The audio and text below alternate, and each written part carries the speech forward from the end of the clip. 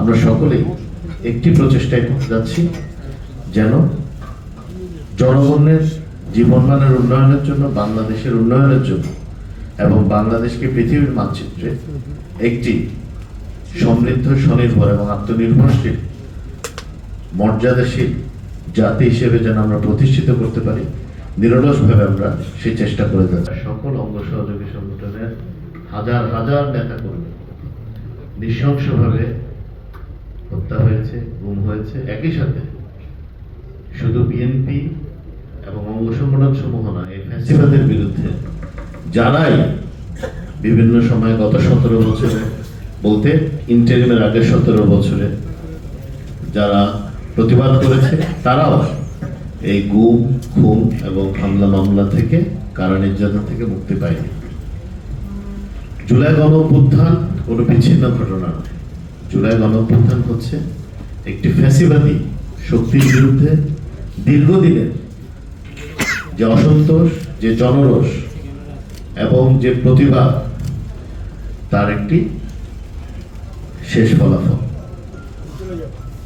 এই জায়গা থেকে আমাদের সবসময় একটা জিনিস স্মরণে রাখতে হবে, কোনো গণঅভ্যুত্থানে কোনো এক ব্যক্তি বা এক গোষ্ঠীর দ্বারা সম্ভব না।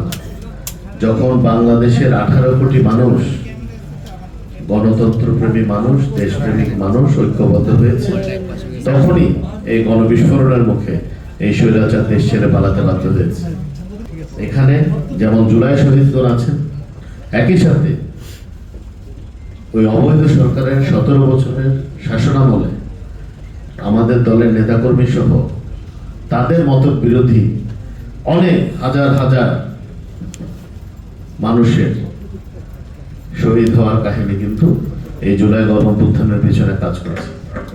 এই জুলাই গণঅভ্যুত্থানের থেকে যে উপলব্ধি আমাদের আসা দরকার, সেটা হচ্ছে দেশপ্রেমকে সমুন্নত রেখে, দেশের মানুষের কথা সবার ঊর্ধ্বে রেখে, স্বার্থের কথা সবার ঊর্ধ্বে রেখে দেশ পরিচালনা আত্মনিয়োগ করা, যেটি আমাদের মাননীয় প্রধানমন্ত্রী জনাব তারেক রহমান এমপি মহোদয় দিনরাত করে যাচ্ছেন। একই সাথে আমাদের মন্ত্রী পরিষদের যারা সিনিয়র সদস্যবৃন্দ আছেন, আমাদের মন্ত্রী মহোদয়রা আছেন, আমরা যারা ওনাদের থেকে কাজ শিখছি, আমরা যারা প্রতিমন্ত্রীরা আছি, এবং একই সাথে আমাদের সরকারের সকল পর্যায়ের যারা দায়িত্বশীল আছেন, আমাদের নির্বাচিত সংসদ সদস্যবৃন্দ আছেন, আমরা সকলেই একটি প্রচেষ্টায় করতে যাচ্ছি, যেন জনগণের জীবনমানের উন্নয়নের জন্য, বাংলাদেশের উন্নয়নের জন্য এবং বাংলাদেশকে পৃথিবীর মানচিত্রে একটি সমৃদ্ধ, স্বনির্ভর এবং আত্মনির্ভরশীল মর্যাদাশীল জাতি হিসেবে যেন আমরা প্রতিষ্ঠিত করতে পারি,